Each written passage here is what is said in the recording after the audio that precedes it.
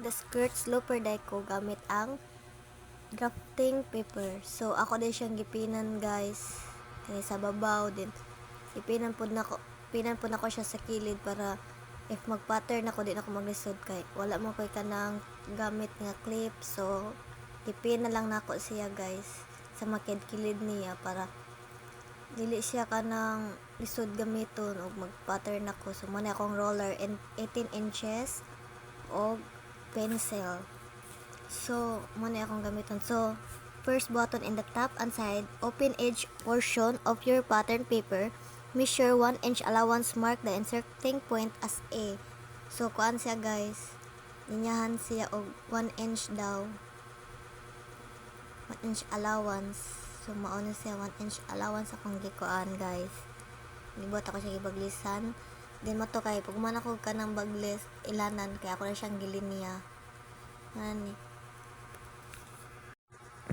Gilinya guys. So mato man na siya linya. So mato babaw na pud ko galinya kay man naman ko sa kilid. Ani. Ang gibuhat tagwan 1 inch na siya gisukod din na ako siyang tarong guys. Para straight din siya. So ang number 2 kay A to B 8 inch downward from E. So, ikan ka sa E, magkuanday ka og 8 sa ubos, nya imong butangan siya og B. Mao ni ang gibuhat guys.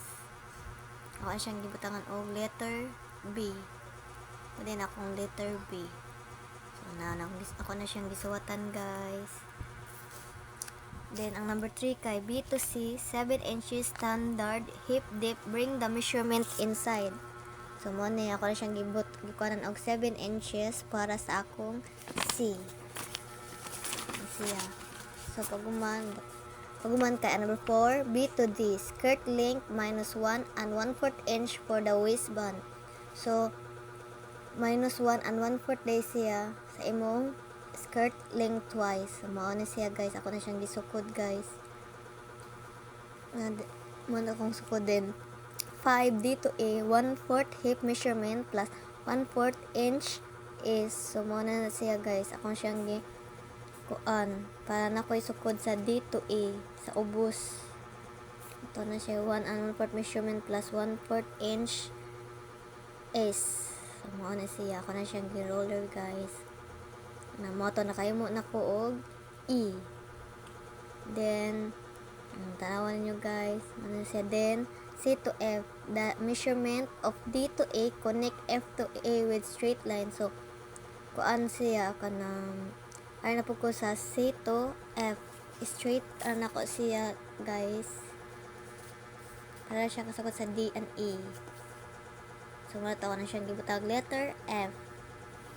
Then, A to H, 1/4 measurement plus 1/2 inch and 1/4 for dart and 1/4 inch for S.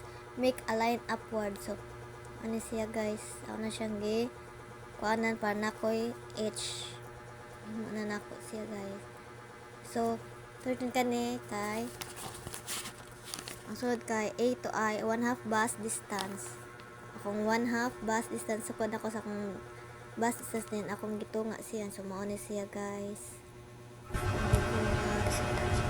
Then, kuman, C to G, the same measurement of A to I. Connect I to G with straight line. So, para daw siya sa A to I. So, mato ako na pa siyang sukod guys. Ako siyang gi-connect with straight line. Muna ang gibuhat din. Connect lang ko dira para mabuo siya. Na. So, L is 5/8 inch both sides.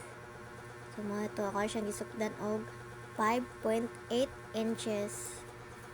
So, mga day na siya guys. Ang roller kay na 1, 8, 2, 8, 3, 8, 4, 8, 5, 8, 6, 8, 7, 8. Then, ang number 1 na. Yan, mauna siya guys. Ang siya butangan og letter L. Kay, ika-12 guys kay I to key kay 3 or 1/2 inches down. This is for front dart, connect to key to L. So, para i-connect ang K to L o sa straight line. So mo na siya guys, ako na siyang connect. Connect na nako siya para more siya letter B. Ano akong gibuhat guys. Connect na nako siya. Watch and learn. Matugli niya na dyan ako siya tarong. Then, pagkumaan kay 13, I to K1 equals 5 and 1/2 inch down. This is for back dart. Connect K1 to L with a straight line. So, mo to siya guys. Ang gibuhat. So, nagkuha na po ko K1 ubos. Nagsukod ko 5 1/2 inches down. So, mo na din. I-connect na po na ko siya sa kanang L to K1. Ano siya guys, dako-dako din ni ang sukod sa L to K1 kaysa katong L to K. Kay ang K1 kay 5 and 1/2 inches man siyang need. Ano siya guys, ano siyang run guys. So paguman kay trace the front skirt sloper using letters B, D, E, switch 1 and dart key before cutting the skirt. Close the dart first. Siya guys, ako na siyang gigamitan og